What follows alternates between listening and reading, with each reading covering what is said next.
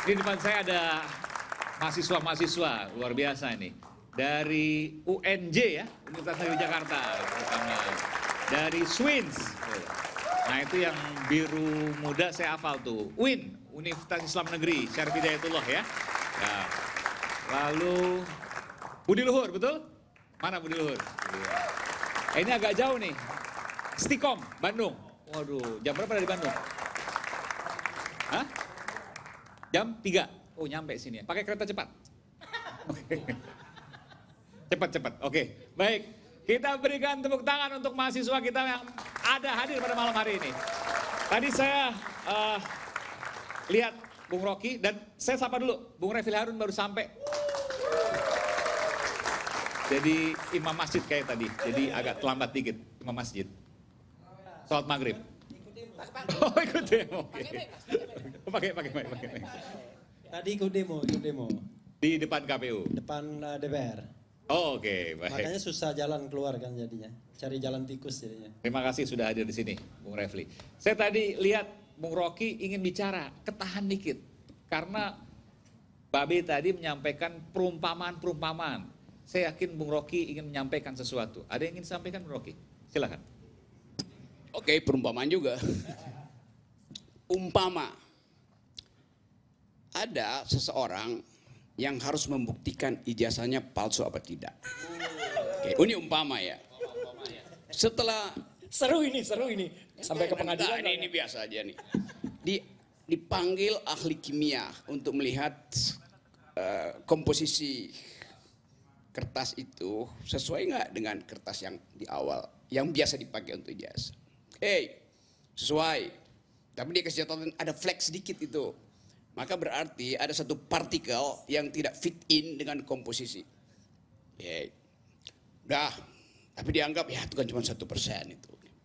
Dipanggil lagi ahli biologi untuk melihat asal usul hilenya, apa namanya itu, zat kayunya di situ tuh sama apa enggak? Ya sama juga, cuman ya ada sedikit 2% itu. Dan seterusnya. Pertanyaan saya, kalau ijazah itu cacat 2 tambah 1%, cacat 3%, asli apa tidak? Maksudnya, headline bilang, ijazah dia itu bukan palsu karena 97% asli. Tapi kalau kita punya otak, 3% palsu artinya ijazah itu palsu. Kan gitu logiknya. Jadi kalau tadi misalnya 154.541. saya udah korting tadi itu. 154 dianggap sebagai cacat, harusnya dianggap bahwa pemilih itu cacat. Oke.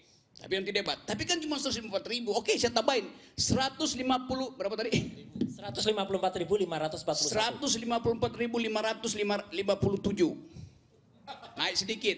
Sampai akhirnya kita dapat threshold. Sama seperti Babe Haikal, dulu dia punya jenggot misalnya tuh, dia cukur sekarang. Jenggot itu apa? Jumlah yang ada di dagunya, kalau cuma satu jenggot apa bukannya jenggot juga. Karena apa yang menggantung di dagu namanya jenggot, mau 10 apa segala macam. Itu problemnya itu. Nah kalau saya misalnya bilang, ya oke, 154.000 itu kecil, cuma 19%. Naikin sedikit. 19,5.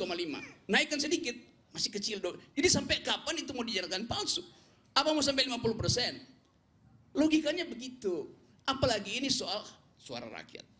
Tapi saya skip aja itu. Bagi saya hanya butuh 1 TPS untuk menyatakan bahwa pemilu kita gagal. Yang curang cuma 1 TPS. Roy salah, nggak ada 154.000. TPS nomor 90 di Jalan Merdeka Barat, di Mahkamah Konstitusi. Dari situ dimulainya. Nah dugaan itu yang kita sebut sebagai tadi Presiden Joe Biden sudah mengucapkan selamat pada Pak Prabowo, selesai sudah diakui oleh bukan dunia, Amerika akui. Oke.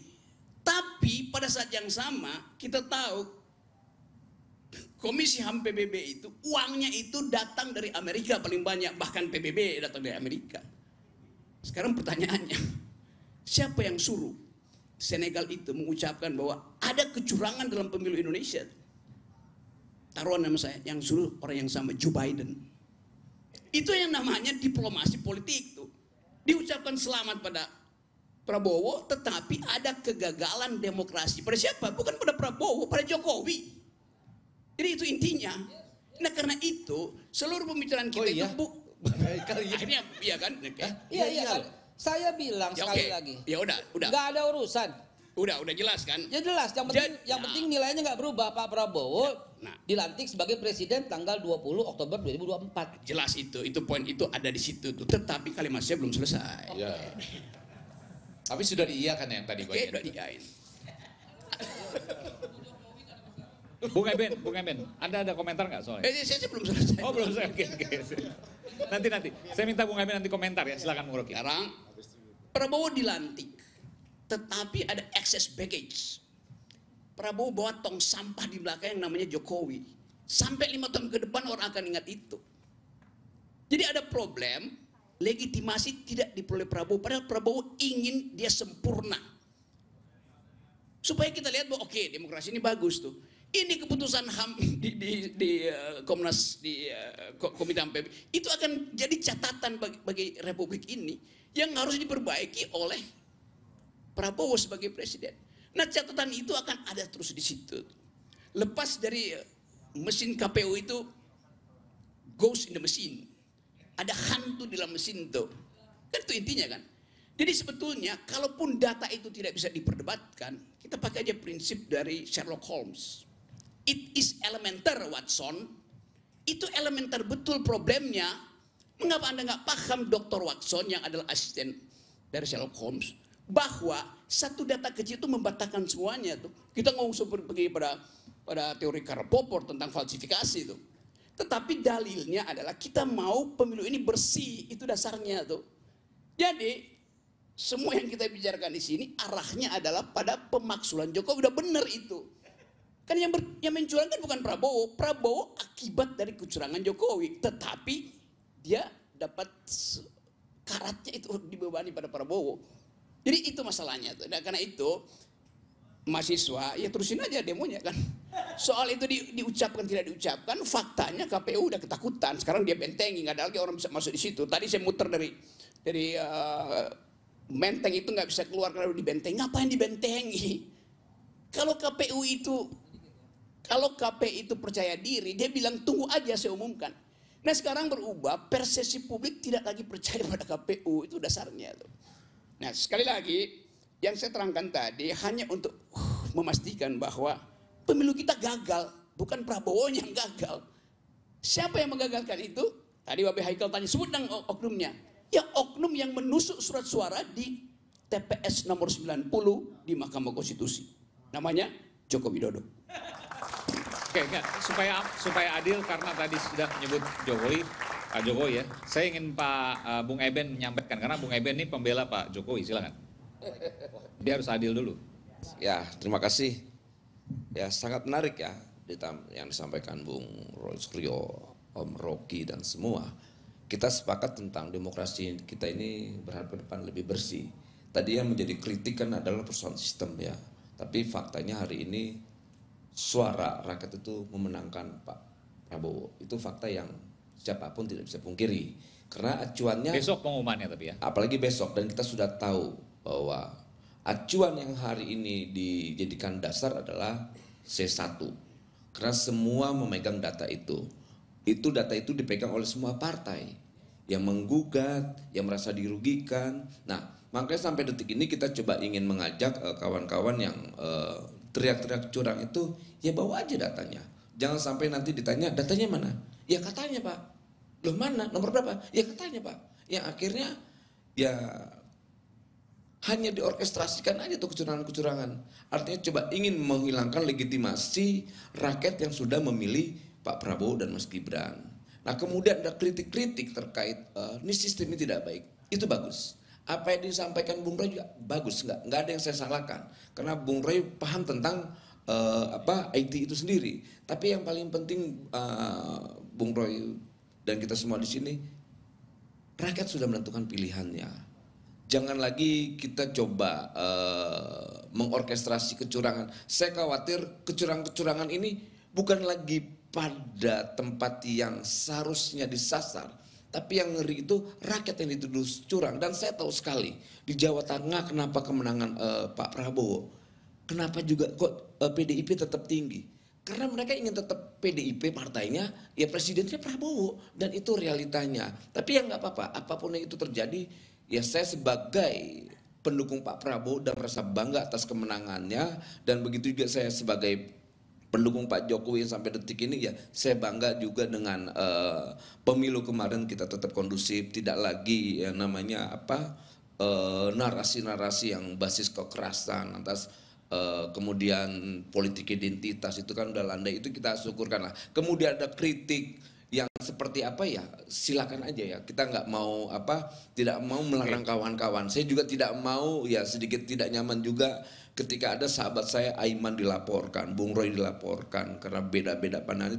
Itu kita tidak mau Republik ini kembali ke rezim yang otoritarian. Saya tidak mau. Kalau Kita kembali mau Bung Eben yang akan maju paling depan untuk membela itu. Oh, kita iya. Nggak, saya Loh, tanya saya dulu sudah ini. membuktikan ketika kawan saya Munarman hanya beda pandangan politik ingin dihukum mati, saya lawan tuh. Konsekuensinya dipecat. Nah, kawan Aiman tahu dan kawan-kawan semua tahu. Nah, saya tidak akan mau ikhlas ketika Bung Aiman, Bung Roy karena beda pandangan dengan kekuasaan kemudian harus dikriminalkan. Karena kita harus tegak lurus terhadap demokrasi yang menjadi bagian kesepakatan kita bersama. Ini dilaporin semua, bukan hanya Bung Roy. Bung Roy, Bung Refli, Bung Rocky, Aiman, Refli juga semua dilaporin semua ini berempat nih. Kalau kita bisa selfie nih kita. Enggak. Selama ini kan udah terbiasa kalau kayak saya. Ini bentar, ini barisan dilaporkan ini. Gitu. Semoga nggak lama lagi dicabut laporannya. Gitu. Oh, Undang-undangnya sama. Oh, undang-undangnya sama semua. Undang-undang, saya sampai hafal. Pasal 14, ayat 1, ayat 2, pasal 15, Undang-Undang nomor 1 tahun 1946. Tahun 46 yang Tentang waktu itu peraturan hukum pidana. belum ada internet. Kejadiannya di internet pakainya pasal undang-undang tahun 46. Ya waktu itu masih ada Bung Refli mesin. juga dilaporkan juga ya. Saya baru tahu Soal yang juga paling nih. tolol di Republik ini. Bentar, Bung Refli dilaporkan juga. Tugas kita yang di sini tentang punya komitmen terhadap demokrasi dan kebebasan berpendapat. Ya kita fokus pada itu aja. Nggak mungkin lagi proses yang sudah berjalan, sudah memiliki legitimasi, kemudian kita harus coba menghilangkan. Nah tinggal ya ke depan nanti kita lihat masa depan bangsa ini ke depan. Ya tetap kritik itu jangan kita hentikan. Itu tidak baik buat iklim demokrasi yang dulu kita perjuangkan. Jadi saya berdiri pada komitmen demokrasi yang menjadi bagian yang harus kita perjuangkan. Jadi Bung Aiman dan kawan-kawan semua, apalagi Om Rocky yang ya pernah bareng dengan kita di forum demokrasi, kita tidak akan pernah ikhlas lah ya siapapun rezimnya. Tapi kali ini saya punya tanggung jawab secara moral dan politik karena saya pendukung Pak Jokowi, begitu juga dengan pendukung Pak Prabowo. Jadi kebanggaan itu ya saya milikin hari ini, tapi tetap proses demokrasi ini harus tetap kita tegakkan, nggak boleh ada yang namanya beda pandangan dikriminalkan. Itu prinsip Nggak marah dengan prinsip politik. Kenapa? Nggak marah dengan apa yang disampaikan Rocky Gerung tadi. Nggak ada hak moral saya untuk marah. Nggak, Rocky Gerung terakhir tadi bilang Pak Prabowo ya Ya akibat nggak apa-apa, dari itu kan sebuah pandangan Om Rocky. oh gitu, nggak marah. Pandangan dan pendapat ya nggak apa-apa, masalah salah. coba saya- Dulu kalau- kita kalau lebih saya ganas bikin daripada marah Om Rocky kan. Ini cuma pilihan Gitu. bahasa aja ya, Ya pilihan nggak bahasa. apa-apa, apapun Pak lah. Prabowo bilang gini, oke, sistem demokrasi kita ini perlu perbaikan. Iya. Dan Gitu Pak aja, Jokowi gitu. pun tidak pernah Bahasanya melarang orang indah politik gitu loh. beliau. Kan tidak ada yang dilarang. Bahasanya indah. Perlu Kayaknya bukan perbaikan, itu deh. belum Kayak- sempurna. kayaknya Rocky ke tadi depan bilang kita bukan itu perbaiki gitu. Bahasanya indah. Bukan Kayaknya Rocky bukan itu deh bilangnya. curang. Itu ke depan membuat bangsa kita Nah, makanya kemarin kan ini saya sempat 5 ramai tahun juga. ini gagal. Bahasanya tuh nggak indah. Pilihan katanya nggak baik, gitu loh. Pilihan katanya nggak baik. Itu persoalan diksi lah, tapi yang paling penting kalau mau diangket ya diangket aja, jangan enggak. Kita senang dengan adanya angket, tapi perilakunya jangan seperti supir angkot. Cuman teriak-teriak knalpotnya gede, doang, tapi isinya nol gitu loh. Kadang-kadang kan ya yang begini-begini yang buat kita malu, teriak, angket-angket. Ujung-ujungnya ya melempem gitu loh. Ujung-ujungnya ya cuman ya bargaining politik doang supaya mendapatkan kursi lebih besar di kabinet. Akhirnya tidak mengedukasi rakyat secara demokrasi. Artinya apa? Kita hanya menemukan para gelandangan politik yang coba ingin mengemis gitu loh, tidak pada substansi yang diperjuangkan. Ya kasihan rakyat aja yang demo-demo misalnya kayak Bung Rafli tadi demo-demo di DPR. Kan di atasnya sudah selesai. Nggak lama lagi Pak Prabowo ketemu dengan Bu Mega, salam-salaman. Kemudian Mas Anies juga ya mau ikut pilkada lagi katanya, salam-salaman juga. Kan kasihan rakyatnya. Mahasiswa udah semangat demo untuk bicara tentang demokrasi, ujung-ujungnya elitnya salaman. Ya artinya nggak ada gunanya. Yang paling penting tetap jaga demokrasi kita, jangan sampai dibajak Cuma saya oleh bilang para ini nggak bandit-bandit ada ini. Itulah gunanya, kira-kira. tapi saya yakin waktu Bung Eben di 98, Bung Eben juga melakukan menjadi salah satu aktor yang melakukan aksi unjuk rasa. Jangan-jangan waktu itu Bung Eben juga punya apa namanya, punya perkiraan atau punya prediksi. Saya sebenarnya nggak ada gunanya melakukan ini, tapi apa yang kemudian Kita marah. nikmati hari Kita ini marah. adalah hasil yang Kita kemudian sangat marah Bung saat Eben itu. demo soal itu. Dulu karena kita berjuang yang ternyata yang menang apa? Para maling. Yang menang adalah para bandit. Dan kapok sekarang. Kayak Dan salah kayak hari ini juga Kenapa? yang menang para maling dan para bandit. Ya itu pandangan Om Rafli. Kan sama. Belum ada pemenang Gitu. karena besok pengumuman. Tapi yang jelas Jadi tidak yang menang bisa besok Siapapun yang menang besok, saya pastikan para maling dan para bandit. Yang jelas yang besok menang itu adalah pilihan rakyat. Artinya Bung Rafli tidak bisa juga menyampaikan pandangan itu karena yang memenangkan rakyat. Kita sepakat bahwa pemilu bagian instrumen demokrasi. Kalau seandainya itu kita sepakati ya sudah dong, terima dong. Nggak boleh lagi kita membangun narasi-narasi ya pemilu curang dan sebagainya. Karena saya tahu sekali yang menarasikan pemilu curang dan sebagainya ya wataknya juga culas, maling juga. Gitu loh. Makanya saya kemarin menyatakan bahwa ini orang culas coba menggugat kecurangan. Ya nggak pantas dong. Gitu loh. Soal pilihan rakyat itu kita Kapan saya sabar ngomong dulu, nih? ya. Saya sabar dulu sedikit aja. Karena apa? Karena rakyat banyak juga yang heran di TPS nyoblos itu kok akhirnya keluarnya nggak itu. Setelah dicek lagi, cek Beda. hasilnya beda. Yang tanda tangan cek hasil juga Oke, beda. Kan beberapa kali PSU pemilihan suara ulang itu ternyata yang menang Pak Prabowo. Mau digugat lagi yang begitu. Ya udah, pokoknya itu di Tanjung pokoknya Priuk, di mana? Itu di diteliti aja. Lampung, di Jangan mana lagi sampai, di Jawa jangan Tengah. sampai cek hasilnya itu ternyata Oke, palsu. oke. Kita awasi bareng. Iya, itu setuju kita sepakat. Mau sekarang Iya. atau setelah jeda? Sekarang dulu ya. Oh sekarang dulu nanti jeda lanjut lagi. Lanjut lagi. Oke. Setelah jeda aja deh, setelah jeda aja deh. Oh. Biar panjang nanti. Saya berikan kesempatan, saya janji kepada Bung Refli saat lagi di Rakyat Bersuara.